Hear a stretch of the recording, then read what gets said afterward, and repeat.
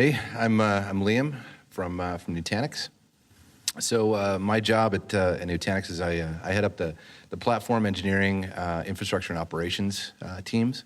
We're basically the guys that run all the Nutanix blocks internally in the private cloud. It's a pretty large environment.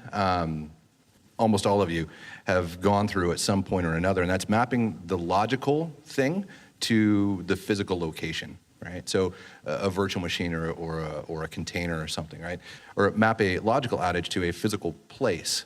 Or if you have servers go down, you can say, oh yeah, these are all the logical platforms or services that went down with that, right?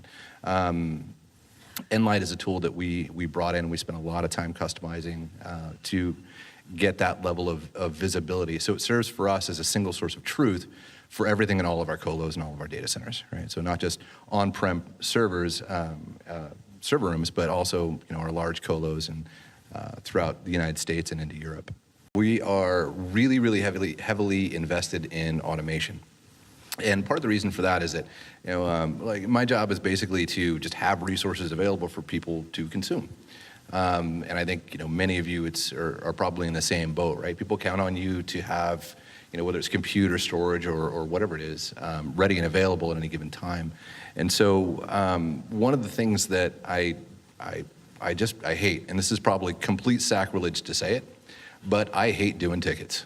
My team hates doing tickets. My internal customers, right, which is sort of Nutanix worldwide, whether it's sales guys or engineers or whoever, and then packaging these up and then presenting them back up either through the Community Edition, which is free, the Nutanix Community Edition, or getting integrations into Nlight, which we're working on the connector right now.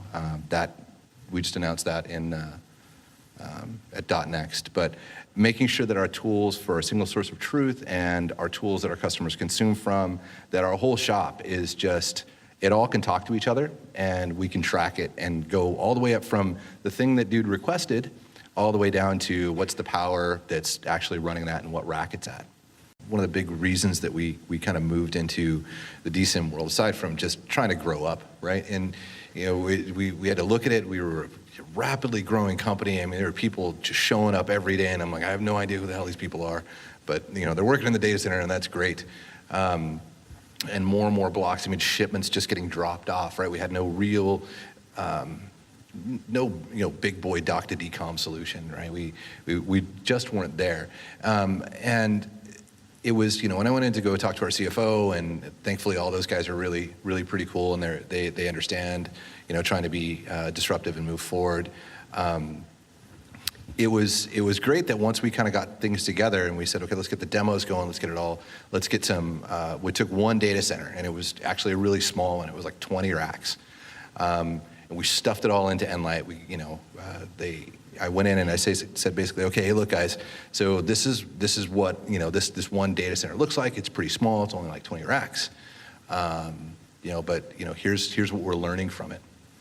And the immediate thing that they asked me, the finance guys asked me, went, so, hey, this shows off how we're working pretty well in the hyper-converged space. So, you want to turn that into a sales deck? A lot of our customers, our Nutanix customers, are also Nlight customers, right? So a lot of the big ones, and we care about every single customer, right? No matter how big or how small, and that's not a marketing line, that's not like horse crap, that's true. And we know that the tools that we're working on in-house, the stuff that I'm trying to build out, or I'm going to build a new material sheet for that, or this isn't accurate, or that's not accurate. It's important for us to make sure that all that stuff works for our customers that are outside. And so, when we talk about building an integration, we took that extremely seriously. And so once we started talking about that and getting that together, the money to buy new racks and buy new licenses and get all that other stuff worked out really cleanly for us. Cool. So, yeah, that's one thing that's been pretty huge for us too, is figuring out where we actually have power capacity available, and that's been one of our biggest tripping points. And for those of you that don't have Nlight, there's one of the modules they have is this module called Neo, which is their Nlight Energy Optimizer, I think, and it basically shows you how much power you're pulling in a specific rack, and it's all pretty broken up and laid out. It's really kind of cool. It's all real time. But one of the problems that we ran into really quickly was that if you fill up like a 52U Legrand rack with Nutanix blocks and you start cranking this thing full tilt, you're going to hit 40K dub. And that's insane. So, there's not a lot of places, not a lot of facilities that you can go out there and say, yeah, give me 40, 50K dub, it's no big deal. You got to custom build that stuff and get that thing tight, right? When you're saying, oh yeah, well I can run, 6,000, 7,000 consecutive workloads in a rack. People kind of blink a little bit. But, for us, it was like, are we on the edge of are we at like 36? Are we at like 38? How many more of that is there? But you can play with it and do those scenarios, right? I'm like, okay, well, if I need to build a cluster of X size and I got to put this many blocks in there and I got to do my architect thing that they pay me for, then I want to have all the numbers and make it easier, right? I don't want to do math in a spreadsheet to go figure it out because that's dumb. And I'm like, no, I'll just use a tool that's better at it than I am. Just quick, APIs. It doesn't matter if it's DCIM or it's any other tool. Whatever you're going to go out and buy to support your organizations, make sure they have a really good, rich set of APIs.